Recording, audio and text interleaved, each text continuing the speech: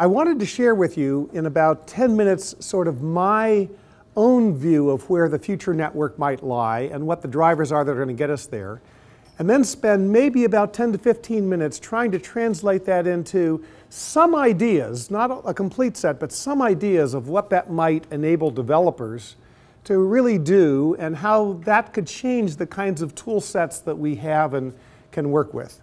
So let me just talk a little bit about is a gigabit enough? Because I think that one of the primary drivers that's going to change the way the network works is that we have this continuing move to higher and higher speeds.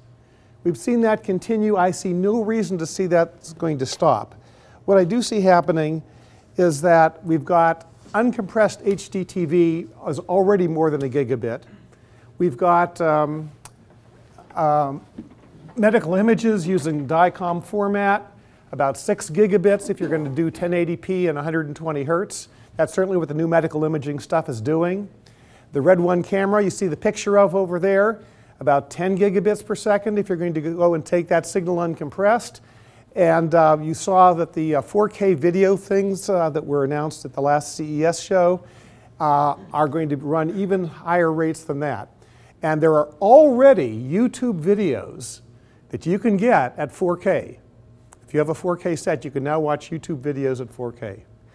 And 4K is not the end. People are looking at 8K, 16K, going beyond. Now, I think that we're going to have to get to some place where the Retina display in your living room has so many bits that the eye can't see anymore. But there's certainly some way to go. And there's certainly a lot of talk about Ultra HD. So can you really see a gigabit? Laptop screen, if you were trying to refresh it at sort of Retina display quality, about 4 gigabits. And if you had an even bigger one, a 15-inch Retina display, get the iPad bigger, that would require about 10 gigabits just to keep that display going at Retina quality if you're feeding that from another source with uncompressed video. Big data. I think that big data is clearly one of the things that's going to be a driver of bandwidth on the network. Let me not say any more about that in the interest of time. And of course, aggregation. When you get any number of people together doing some of these things, we're going to see continuing growth in the amount of bandwidth needed. So we'll need at least a gigabit. Maybe we should be talking about 10 gigabits, 100 gigabits. I like the 100 gigabit picture of the universe. I thought that was the right way to look at the universe. And it really made me wonder, what would happen if we had the terabit version of that picture? What would that really show us? I mean, if we could see that much more from the 100 gigabits, what would the terabit look like? So what will a gigabit stress? What's really going to kind of break economically if we're doing that? And I'd argue to you there's two things. One is internet routers, and the other is transporting things to distant clouds. So let me talk about both of those. Number one, the internet routers. Internet routers, at the time that they were first invented and first running, and I have to say I'm old enough that I remember that time, they were designed at the time to run at the blazingly fast speed of switching 5 packets per second. All right, you get 5 packets per second, that would be what we could go do. And what? It's a human mail sorter. It's almost a human mail sorter. It's a little bit faster than that, but it's still pretty good. And you could actually check a lot of things in that in the time that you had. You could go and check for this and that and the other thing and make some optimal decisions on a packet by packet basis because there was time to go do that. Well, if you're taking a look at a gigabit rate, we're looking at 75,000 packets per second and deciding, again, individually what to do with them. Because, and this is the technical part, the maximum packet size hasn't increased over that time, really. There are some changes. There are some things called jumbo packets that some of my friends in the room know about. But, we haven't changed it by orders of magnitude, which is what would be necessary to keep up with this. And the internet packet header has only gotten more complex. This is a picture of the IPv4 packet header. Some of these things are fixed places. Some of them have expandable options. And the amount of time and energy it takes to go through these and deal with all this stuff at the IP level is just getting bigger and bigger. Anyone know about how many RFCs apply to one IP packet? You know, it's over 4,000 RFCs, standards, that apply to how you have to deal with any one packet. So we're reaching a complexity crisis because we've got a very rich, very powerful, very capable IP packet, very capable and powerful, but we now have to switch so many of them per second that we're requiring lots of power and electrons and heat and silicon to go do it. It's growing faster than Moore's law, so we're losing the battle of being able to switch that much complexity that quickly. So the solution is very simple. We should, instead of switching packets, switch flows. Just have an entire flow of packets that changes and gets switched. Software-defined networking is one of the ways of doing that. It separates the control and the data planes so that you can optimize things end to end. You can slice off a lot of that IP overhead. And as the result, by taking out the complicated logic on a packet-by-packet basis, putting it into a controller on a flow-by-flow basis, you can reduce the cost of that thing that's actually executing the 75,000 packets per second by, you can reduce cost 80%, maybe 90%, because you can re-simplify what's going on. Those of you who know about CPUs know we did it once in CPUs. We called it RISC computing, reduced instruction set, make it simpler, faster, cheaper. And reduced instruction set is what's made, I don't have it on me right now, but my cell phone. The processor in that is a reduced instruction set computer. The simplification in the instruction set was what allowed that phone to get faster, smaller, and run on batteries. We're approaching the stage where this is going to happen to the network. So it's one of the big drivers that's happening. So the second thing that I think that is going to be stressed by the increasing speed is the transport to distant clouds. We have this cloud computing paradigm. We have to go and take things to clouds. They go and have very efficient data centers, probably locate them near rivers or other places where you can get inexpensive power. But taking gigabits to distant clouds can be expensive. And it can cost a provider in a typical American city, and I'm not talking about San Francisco or San Leandro. I'm talking about a typical American city. You know, think of your mules. Where's the mules? Yeah, in Middle Tennessee there someplace. You know, $5,000, even $8,000 per gigabit per month to be able to go and make that stuff work. And that can end up being quite expensive to get that data to and from the cloud. And there's actually a very simple solution to that. Move the cloud close to you. If the cloud is close to you, you can get rid of that cost that accrues from having that, trying to get the high bandwidth to and from the cloud. So keep the gigabits in your own neighborhood, folks. Have a neighborhood cloud. And there's another name for these neighborhood clouds. You can call them US Ignite racks, or you can call them, as Mark would call them, Genie racks. Genie racks are a great way of moving the cloud to you. And what you've done is you've changed the economics. Instead of having to pay somebody to get the all the way to some other cloud, you go and bring the cloud to you. Now, those of you who are in R&E networking, you're saying, what is this about? I get kind of free 100 gigabit backbone on the Internet 2 backbone to some other place. And all of that is true, but in the world that US Ignite lives in, where we've got lots of real communities and real places, the cost of that transport can be a real cost of transport. So getting things into neighborhood clouds is really pretty important. So an unencumbered gigabit of the future, or 10 gigabits, or 100 gigabits, or terabit, will probably want to use software-defined networking because you can go to that switching by flow and not by packet. And you can also use neighborhood clouds. But it's also very freeing, because if you're going to switch by flow, you can now talk directly to the controller and say, this is what I want my flow to do. It's the program everything that Mark talked about. It's the ability to go and get big flows managed separately that Eric talked about. It's that ability to go and say, we don't have to go and make each packet live by itself.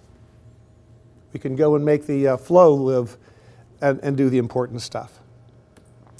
So That was the first 10 minutes. I was on time, very good. All right, so now I wanted to talk a little bit about how this might apply to a number of things that we could go develop. And one of the things you've heard and the commonality from each of the speakers is that the internet might not be a single common big pipe anymore. Mark talked about slicing and virtual things. You remember his little colored arms coming out of his cloud. And we had Shahzad talking about disaggregation, being able to make that work. And we had Eric talking about how the large flows, your green graph, was handled separately in order to go and make that work better. And I'm going to argue to you that I think that economics is also going to drive this ability to have sort of multiple internets, multiple flows. And I'm going to pick for my example a home. So here's my home. And I'm going to argue that there is a need for not just one internet connection into the home in one of our communities, one of the US Ignite communities, but probably multiple internets or slices or disaggregations or the ability to go and have special treatment into that home. Now, I do want to start off with the ordinary internet because we're going to keep that. I'm not trying to get rid of it. Still have the ordinary internet. And I probably pay for that in the usual way, right? I go and I write a check for, I don't know, $50, $70 a month for whatever I want to have for my ordinary internet service. But I may also want to have some telehealth video. This is with my doctor. It's going to allow my doctor to make a home health call. There's two people right there who are all about this and will tell you what they're doing to try to make some of this happen.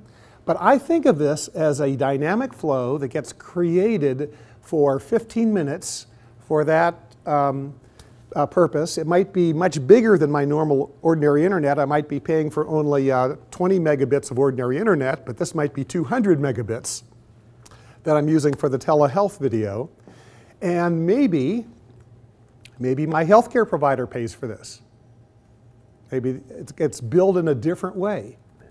Now, is this delivered over a separate physical pipe? Of course not. You know, remember what Shahzad talked about. This could be another layer on top of that physical pipe, but we'll think of it and we'll bill for it and we'll keep it maybe HIPAA compliant for a different purpose. Or perhaps community Wi-Fi. It strikes me that if you go down any residential street, at any given time, you have at least 10 Wi-Fi signals in range, right? If I needed to access some neighbor's Wi-Fi for an important public safety purpose, because I see an accident happening, because I see a fire, maybe I should be able to use that other Wi-Fi just for that community access purpose. Well, that's an interesting thing to do. We could go and say there's an extra pipe that maybe is part of my taxes that comes into my home only when needed. It's dynamic, only when somebody sees a fire or when somebody sees an accident, and can be used by anybody, but only for a specific purpose, only for reporting that accident. You can't watch Netflix over this channel. It's a 911 pipe. All right, so think about this as doesn't permit any other applications over this pipe because it's a separate slice, it's a separate thing that does only that. And maybe there's some interactive online education that, again, might be video-based or it might be edu-gaming based. So it might be a multiplayer educational game where they're going and constructing a model of an ecosystem. And they're playing Ecosystem City and trying to see if they can get a proper set of diversity into their ecosystem to go and have the plants and animals live together harmoniously. It's a great kind of experiment to be able to run. And maybe, Bill, there's some home dialysis going on here. And we need very reliable communications. So this kind of looks like there's two pipes going in at the same time, but there's only two virtual pipes.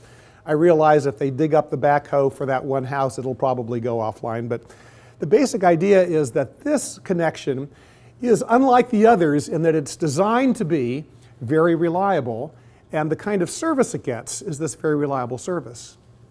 So what we see here in this kind of model is that the application defines the virtual network. It can be billed to somebody else. It can have different characteristics. Some of these could have very little buffering and be real time. Some of them could have deep buffering and transport large amounts of data. Each virtual network could live somewhat differently. Some could be HIPAA compliant, some might not be HIPAA compliant. They could all live on the same physical network if we're routing things by flow, such as OpenFlow does, or VLANs do. I'm not saying it has to be OpenFlow, but if we can do it by individual kind of network, I think that the network of the future is going to allow those kinds of things. I had a couple of slides here I'm not really going to go through that talked about each of those separately, but there you can see the accident happening and the community Wi-Fi being able to report that from my home cell phone, or from the cell phone I'm carrying.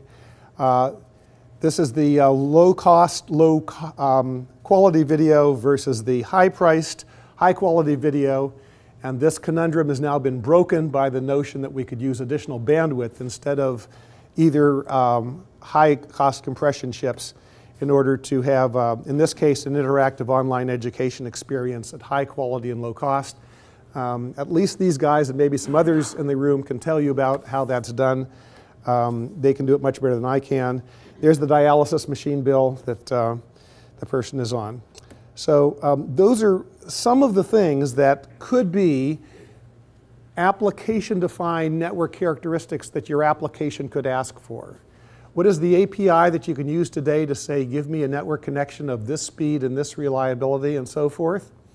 I think we have this afternoon and tomorrow morning to talk about some of those things and how that might be brought into place. What else could you do? Well, in addition to some of those things, one of my favorites is the notion that if you have some of this local cloud computing, you know, this is your US Ignite rack or Genie rack or local cloud, and it's got very low cost access to the local area. You can stream big bandwidth to, in this case, this is I'm not sure what it is, maybe it's an iPad mini, that is looking at an AutoCAD structure with some complication. And as you know, you can go and take these things, and as you rotate them, the little gyroscopes in there could send back signals that say, change the viewpoint I'm getting.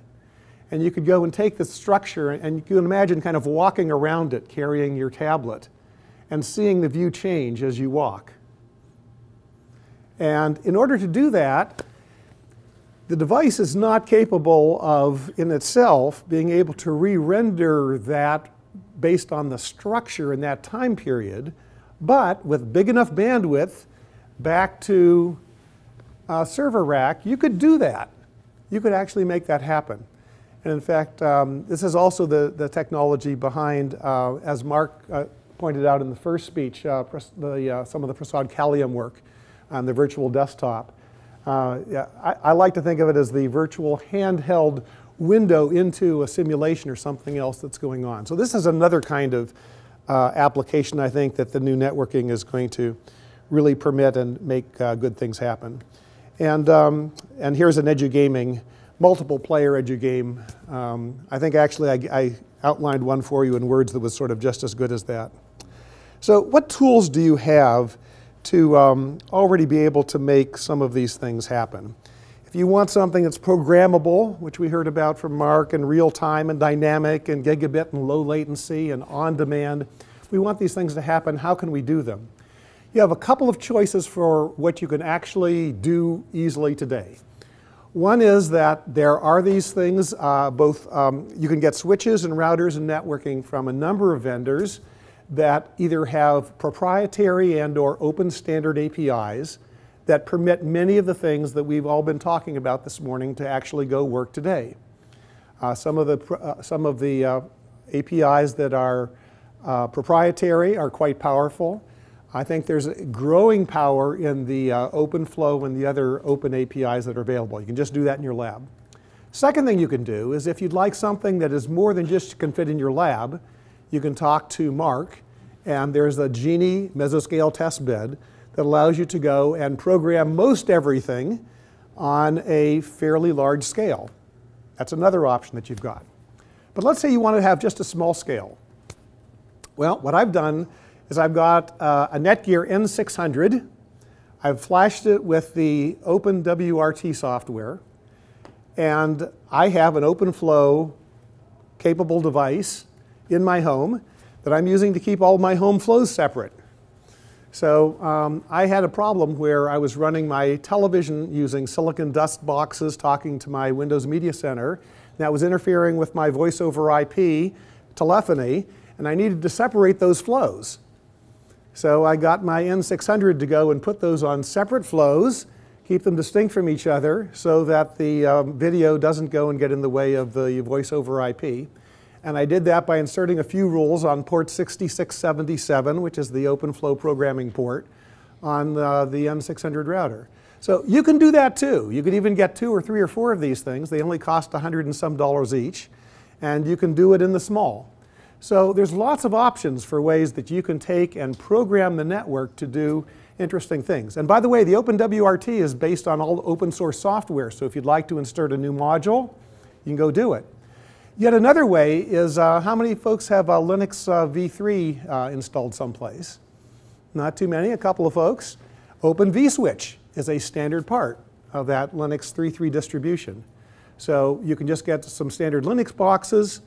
You've got Open vSwitch in there. The source code is open. If you don't like or you think that OpenFlow itself doesn't do enough to allow you to program what you'd like to do to make your application happen, you can go make it happen just by programming your Linux 3.3 box. So there's lots of choices for being able to go and modify and make all this stuff happen. So with that, thank you very much. I really appreciate your time and attention this morning.